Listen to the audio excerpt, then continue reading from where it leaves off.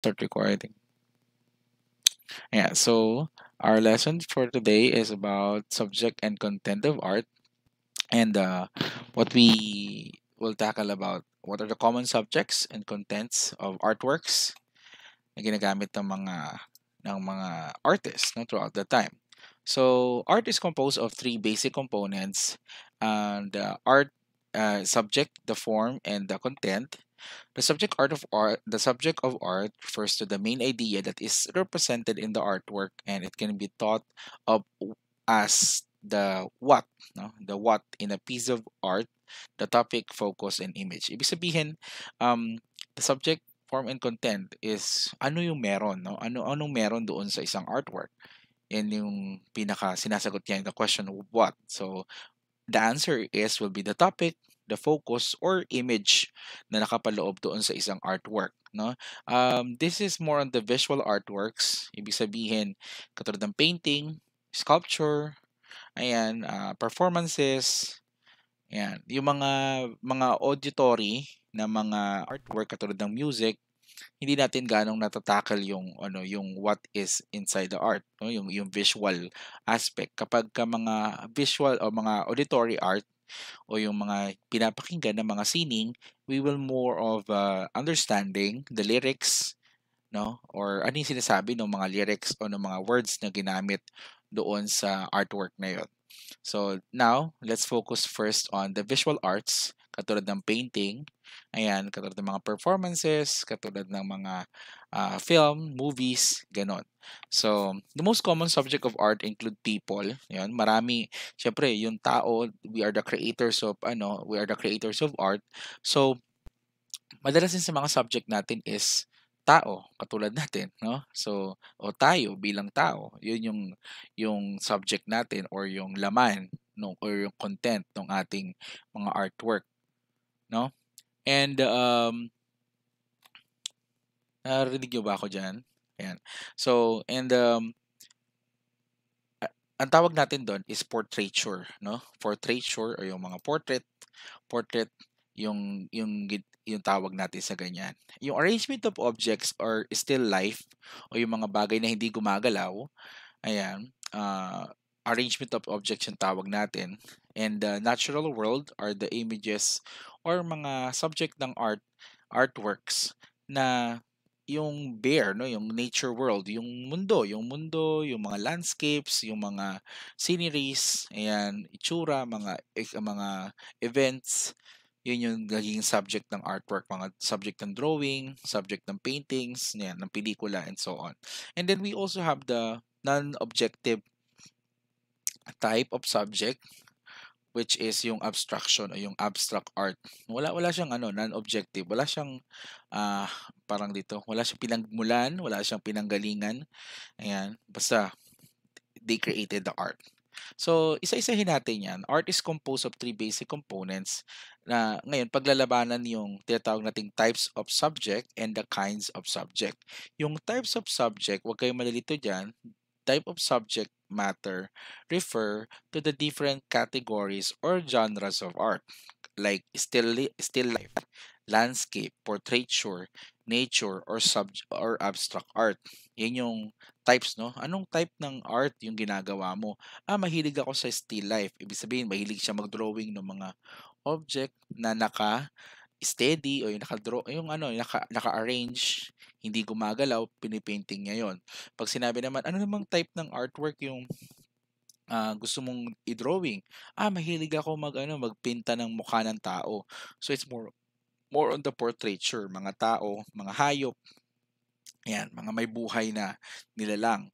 Pag sinabi naman, mahilig naman ako mag-drawing ng ng mga sceneries. Yan. So landscapes yung tawag diyan. Those are the categories or genres of art.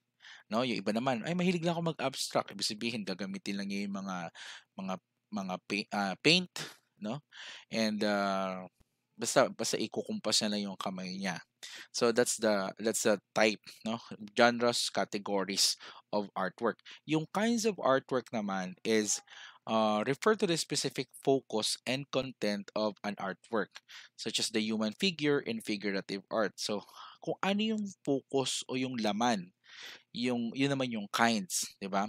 Halimbawa, um, sa landscape, as genre, ano yung focus mo doon sa landscape? Halimbawa, ang focus ko ay mga bulaklak, no? That's kind of the subject matter. Sabihin, ang focus mo, yung content mo, mga bulaklak within the landscape, 'di ba? Halimbawa, um, nagdo-drawing ka nagpe-paint ka about landscape ng may bukid, may kapatagan. Ayan, ano yung kind of subject matter doon? Ibig sabihin, ano yung focus ng iyong artwork? Ano yung parang pinakagitna na subject? Yan, or ano yung mga laman nakapaloob doon sa artwork mo. Doon pumapasok yung mga bulaklak, bukid, kabundukan, batuhan, yan, mga ganon. Yung laman, content and focus. Yun yung kinds. So halimbawa, mahilig ka sa still life na type ng type of subject. Ano yung laman ng still life mo, 'di ba? Ay, gusto ko yung tungkol sa mga um mga jars, no? Mahilig ka mag-drawing ng mga jars and flowers na hindi na na alam mo 'yon, um, hindi gumagalaw, no? Naka-orange lang sila. 'Yon. Sa landscape, gusto mo sa landscape mo yung content mo may halong,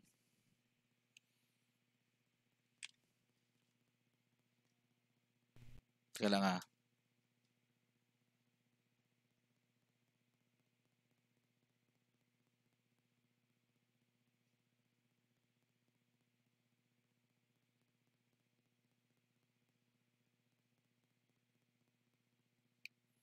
'di ba? Um, Saan na tayo? So yung content, basta pag sinabing content, laman o yung focus ng artwork, yun yung kinds. Kapag categories or genres, yun naman yung type. No, wag kayong malito sa ganon. Simple lang yan na bahagi ng artwork. So let's have the types of subject. Yan, types, no? Types of subject. We have the still life, katulad nito, no? Still life, this includes any kind of inanimate object, hindi gumagalaw, such as furniture, flowers, food, etc. Katulad ng painting na nasa harapan ninyo, no? And the landscape, this can be anything, no? Anything from traditional painting to a more abstract interpretation of natural world, landscape tawag natin diyan. And then we have the types of subject like portraiture. Yun nga, yung portrait can be like literal likeness of a person or it can be more symbolic representation, no? Symbolic representation. Yung nakita niyo yung ng babae, hindi naman yung painting dito, 'di ba? It is representation only kasi nga hindi naman tunay na buhok yung nilagay nila diyan, hindi naman tunay na tao nilagay nila diyan, hindi naman tunay na bahagi ng katawan yung nilagay nila diyan. Oh, ang ginamit nilang material is oil on canvas, pastel, yan, acrylic or kung ano man yung ginagamit nilang pang drawing, no, pang kulay. Yan. And we have the nature, yan, a focused view of interpretation of specific natural elements katulad ng nasa painting. Ayan, it's about ay paglubog ng araw, 'di ba? So, yeah, that's nature. Then the abstract or non-representational work of art, yan napansin nyo, no? Para siyang may nire-represent pero walang tiyak, no? Walang tiyak na forma, basta pinaglaruan lang niya yung mga kulay. So therefore, minsan mahirap unawain. Ang purpose natin kasi is to understand the artwork. Kaya natin pinag-aaralan itong types of subject. Kasi kung ano yung subject, ano yung laman, content, genre, nung isang artwork, lalo natin mas mauunawaan yung ibig sabihin, no, ibig iparating nung artist. And we also have the another type of subject which is the figurative type. This type of art features human figure, either nude or clothed, and aims to capture the structure and flexibility of the body. No, it's more on the portraiture, pero pinapalitan niya ng ano, pinapalitan niya ng, yung portraiture kasi medyo halos kamukha na dapat, yung ina-achieve ng portraiture is halos katulad na ng itsura ng tao. But in figurative, 'pag napansin niyo yung mga figurative art forms, hinuhulma lang niya na parang tao or parang bahagi ng katawan ng tao, 'no? Hindi naman talaga yung tunay na, ah, parte, parang gano'n. Hindi niya minimimic yung tunay, kundi parang may more on yung figure, yung porma nung hugis yung kanyang represent ayan. Ah, Now, there are four levels of meanings of work of art, no? Formal, subjective, context, and iconography. Itong apat na ito yung inuunawa natin to we try to understand, no? To give meaning doon sa isang artwork to somewhat help us to create our own meaning for a certain work of art, no? Um, so yung number one is the formal, number two subjective, context, and the iconography. So the more you are well knowledgeable about this, the more you can understand artworks. No? Or somewhat, lahat naman yan, guess lang sabi namin. Sinasabi namin mga nag-aaral ng media studies and yung mga art studies. Sinasabi namin na it's a matter of guess doon sa pag-unawa nung mga artwork. Paanong guess, sir? Hinuhulaan lang natin kasi hindi naman natin kayang ma-verify doon sa artist halimbawa, yung mga artist, panahon pa ng 'di ba, kopong-kopong, 'di ba? Hindi natin makilala, hindi natin makasalubong. So, hinuhulaan lang natin kung anong gusto nila iparating, or inuunawa lang natin, no? Or guess nga, hinuhulaan lang, hindi natin ma-sure, hindi natin ma-verify. Yun ba talaga yung gusto nilang sabihin, 'di ba? So, um teka lang. Let's begin with the formal level of meaning. The formal level of meaning allows us to look at any artwork from an objective viewpoint, no? From objective, ibig sabihin meron ka lang checklist na tinitingnan, no? And that is the elements of art.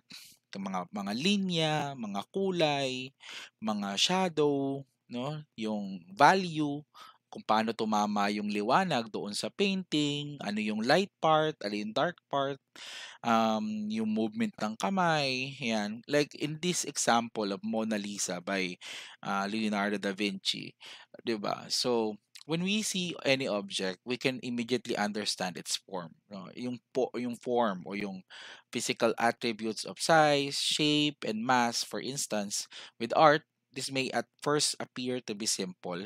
We can separate out each artistic elements and discover how it is used in the work.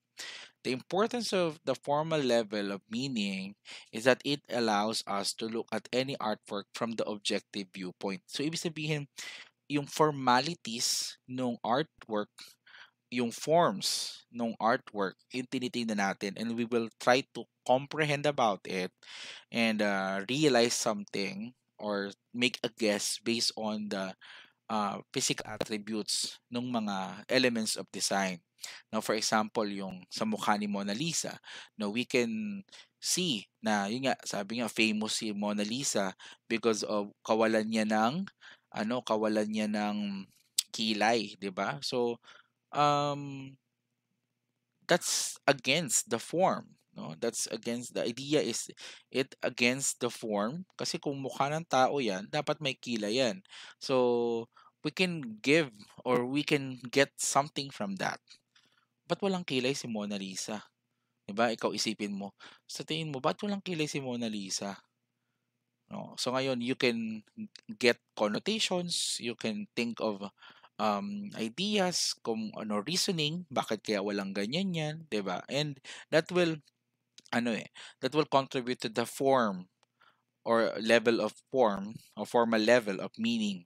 Yan. When we can see also dito, no, yung buhok ni Mona Lisa, 'di ba, is I think it's more of a hindi siya hindi siya itim, no? It's medyo brownish yung kanyang kulay. So, hindi siya ano, malamang hindi yan Pilipino, no? O hindi yan Asyano. Siguro medyo yun nga dahil European siya, so European woman din yan. You can see yung kanyang kamay, no? Yung kanyang kamay ba ay maganda, makinis, 'di ba? Um, so babae ba ito, lalaki ba ito, mga gano'n. So you observe the physical attributes, no, nung content, no, nung content, ha. So ang content dito, this is a portraiture or figurative art, pwede rin. Pero this is more on the portraiture, a portrait of a woman. Paano mo nasabing woman?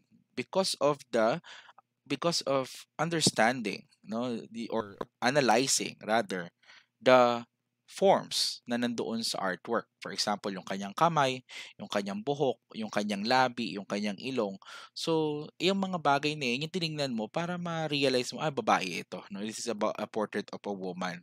And then, based doon sa other, ano niya, characteristic, yung kanyang damit. Kamusta yung kanyang pananamit? During this time ba, ano na to? Okay, pambabae ba yan o panlalaki ba yan? Mga ganong concept, no? Again, informal level of meaning, we are analyzing the physical attributes of the subject, and also observing or analyzing the elements of design used doon sa portrait. Yung kulay, yan, yung kanyang background, yan, and so on. So, let's go to the second part nung yung second part nung second level, no? The Nako, hindi ko ata nalagay. Napalitan ko ata yung subject level. The subject level meaning refers to the main idea that is represented in the artwork. So yung subject level, kanina we go to the formal level o yung physical attributes nung subject. Yung subject level naman is more on the main idea that is represented in the artwork, no? Tulad sa artwork na to, ano yung subject? Sino yung subject? Ano yung kanyang type nung subject niya, no? Ano yung kanyang kind nung kanyang subject. So, if in terms of kind, it is a human, no? In terms of types, it is portraiture. Yan. So, by just understanding or analyzing na it is a woman portraiture, pwede nating mag-come up na other guess na ano yung gustong iparating, no, nung artist. Like we can say na siguro the artist wanted to show how beautiful Mona Lisa was, 'di ba? So, kasi siya yung subject. Okay? Basta kung ano yung subject, yun yung we will try to get ano mo yun, get ideas or um parang ganun guess of stories or the reasoning behind bakit kaya ito yung napili niyang subject, no? Siguro kung ako, titingnan ko, siguro nagbayad si Mona Lisa kay Leonardo da Vinci during this time wala pang photograph. So self-portrait yung pinagawa niya. Yeah. So, yun, siguro mayamang babae ito si Mona Lisa because she can afford yung service ni Da Vinci, 'di ba? So that's part of the subject. No? Sino yung subject? Ano yung subject? Bakit kaya, no? Bakit kaya 'yan yung paano siya naging subject? Ba't kaya napili ng artist para maging subject? Now, most of the formalities and the subject matter level of meaning has something to do with the context, no? Context level of meaning is important the importance of understanding the context in which art is made. So you have to understand how art was made. Okay? So, we have yung context na tinatawag natin is medyo malawak kasi yung context eh. I will give you next time ng parang activity for that, for understanding the context. Wala pa tayo ngayon doon eh. But context by concept is the society, no, the status of the society, the meanings running around that society during that time. Ayan. context din yung ano pa bang sample ng context? Who created the artwork and when was the time it was created? Sino yung nag-create? Anong nationality nung nag-create? Anong kultura? Anong ayun, ganun kapanahunan. Maraming konsepto yung context, but again, understanding the society kung saan nabuo o nakapaloob yung isang artwork can give also meaning doon sa artwork. For example, itong kay Mona Lisa, if we would search for when Mona Lisa was the painting Mona Lisa was created, 'di ba? Ano bang status ni ano doon ni Leonardo da Vinci during that time? 'Di ba? Ang dami ring mga nagawa ni Leonardo da Vinci. So, ano ba siya? Mataas ba siyang level ng artist? Ah, mahal ba ang bayad sa kanya? Mga ganong konsepto, no? Pero yun nga, um, trying to understand the society during that time. So, we can say na yung status ni Leonardo da Vinci during that time is mataas na yung level niya bilang artist sa lipunan, and maaring mahal na, hindi na mura yung kanyang presyo, no, kung kung magpapagawa ka ng self portrait sa kanya. So kung mahal at sabihin natin na wala kang pambayad, 'di ba? Pwede niya kaya itong gawing mababa ang presyo o kaya ay libre para kay Mona Lisa? O ngayon kapagka tinignan mo ng maigi na 'yon, baka naman meron silang relasyon, 'di ba? Parang gano'n yung ano, parang contextualizing, 'no, understanding the context o yung mga pinaghuhugutan sa pamamagitan ng lipunan, 'no, at ng, nakapaligid doon sa artist while he or she is doing the artwork, ayun. So, again, ang idea lang dito for contextualizing is researching anong klaseng society yung meron o nag exist during the time na create ng artist yung isang artwork. So we have to pay close attention because because context, as you will have already noticed, is an important theme in art. Napakahalagang theme ng art. Maraming mga artwork na create to document certain events, or marami ring mga artwork na ginawa, no, because of payment, ayun, yung bayad sa kanila. Yung iba naman pinagawa ng hari, so mga gano'n yung concept, yung mga context na umiiral doon sa artwork. Tandaan niyo na art is not easy to do, and to take courage or to take effort and time to create art has a reasoning.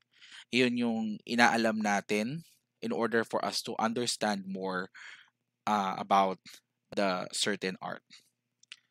So, last is the iconography level of meaning. Yung iconography level of meaning refers to the use of symbols in art. Little we know, little we realize is that we use so much symbolism in art. Ano yun? Kaya nga parang bawat bahagi ng isang painting o ng isang sculpture is inuunawa natin because it is a symbol, no? It is a representation. So at the basic level, we can think of iconography as the conveyance of deeper meanings through simple visualization. It makes use of symbolism to generate uh, narrative, which in turn develops a work's meaning. So kung titignan mo na maigi dito, yung icon na tinatawag is marami yan icon, mga logo, ganyan. Pero iconography or yung sa isang icon, meron kang makukuhang ibig sabihin doon sa icon na yon, no? Katulad na lamang ng buhok ni Mona Lisa, no, yung kanyang ayos ng kanyang buhok. It is an icon, no? It is a symbol for a certain meaning, no? Yung kanyang mahabang buhok, no? Dahil mahaba yung kanyang buhok, mayroong meaning 'yon, no? Ano yung meaning nun? Ang meaning nun is that una, babae siya kasi nga 'di ba nasanay tayo na kapag babae, mahaba ang buhok. Pero during that time, may mga mahaba rin ang buhok ng mga lalaki, 'di ba? So, we should get another meaning, no? We should get another symbol to support our idea. Yan. So, yung kanyang kulot na buhok, that's an icon, 'di ba? Kung straight yung kanyang buhok, iba yung meaning. Yung kanyang ilong kaya at yung kanyang combination ng kanyang ilong at kanyang labi, na those are icon, those are representation, it has meaning, 'di ba? Na nagko-contribute doon sa kabuang meaning na naiisip mo. Ayan. Teka lang, umiiyak yung baby ko, sorry ha. Huwag na kayong malungkot. Mm. Teka lang. Nagising kasi. Ingay ko raw eh.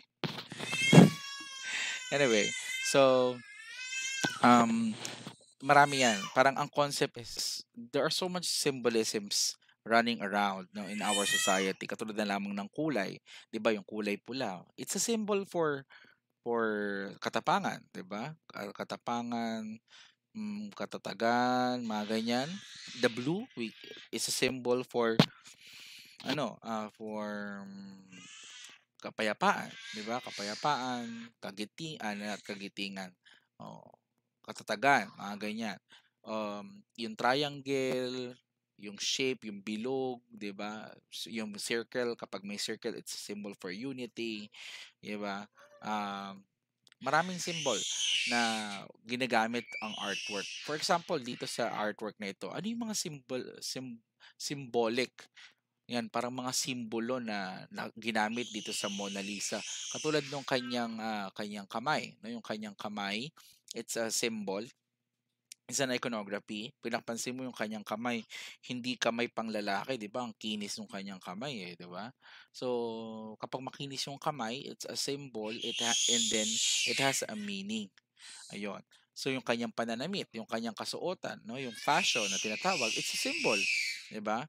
Yung kanyang pananamit ba during this time, ito ba'y pang mahirap, pang mayaman? Sa tingin natin pang mayaman, no, kasi mukhang maayos yung kanyang damit, hindi naman pang ewan ko.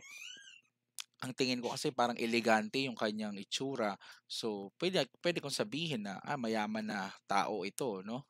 So, ganun yung concept ng iconography level. Parang nire-research mo or inaalam mo kung ano yung mga icons at ano yung ibig sabihin nung mga icons na yon, no? Yan, kalbo, yung ilong na matangos, 'di ba? Icon 'yan kapag matangos ang ilong.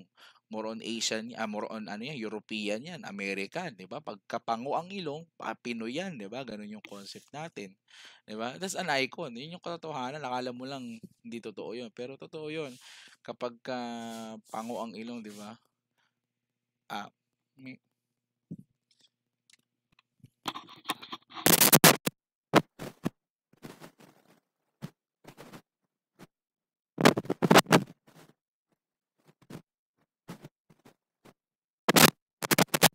hello, check check.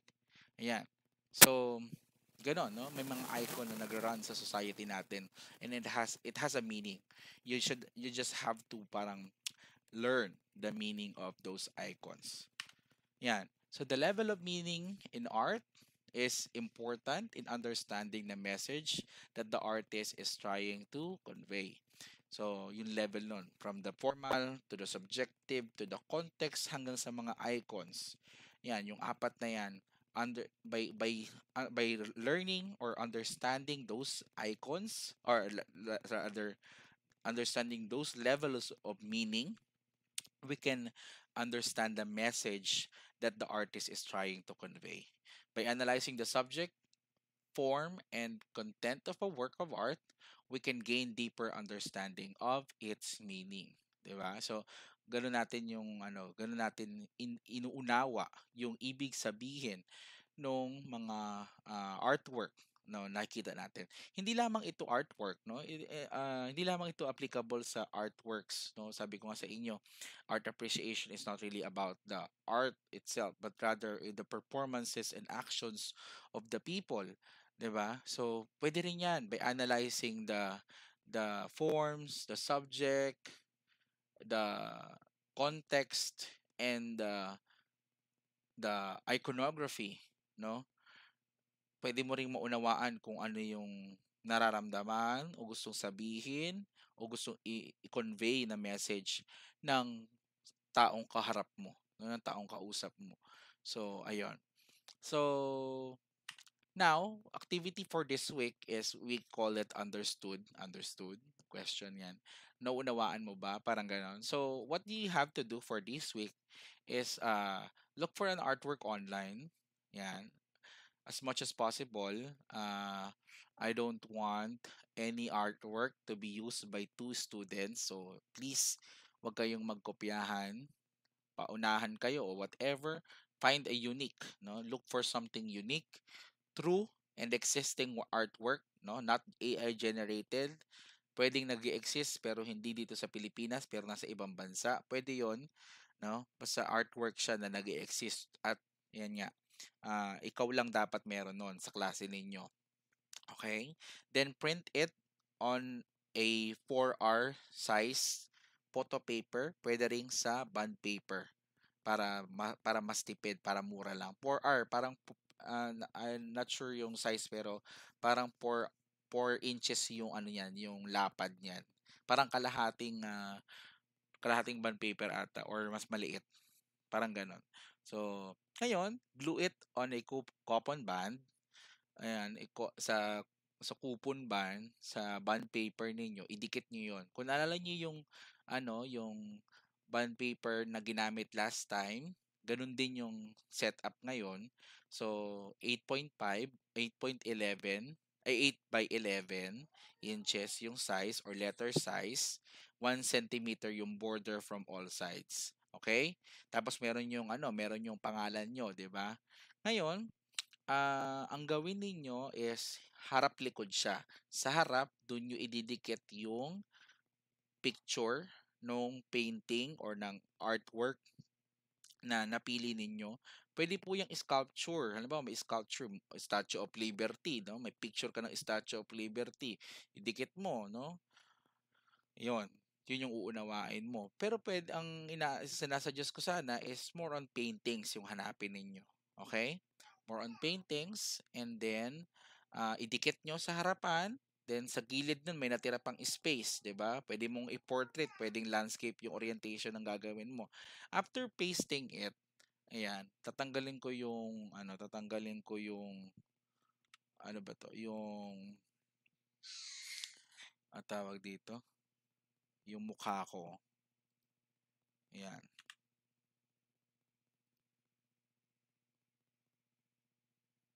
Ay, ba't ganun?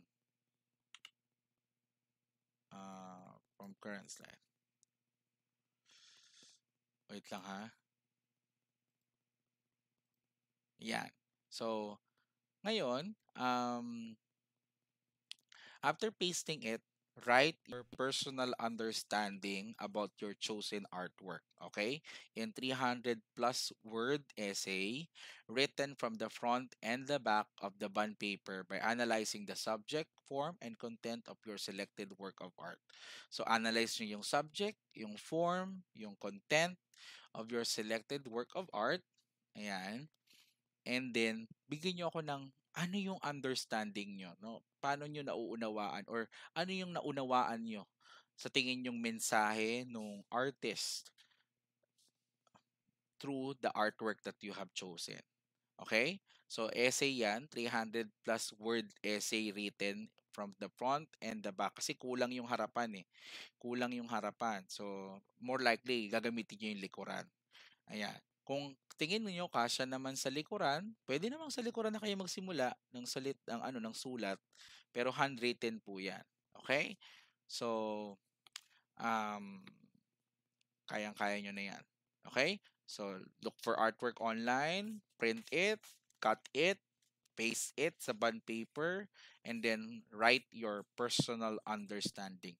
Sarili niyong pagkaunawa, hindi pagkaunawa ng tatay niyo, ng kapatid niyo, ng jowa niyo, no? Hindi ganoon ha. Sarili niyo ninyong pagkakaunawa. Okay? So, I think yun na muna ngayon. I will stop the recording for now.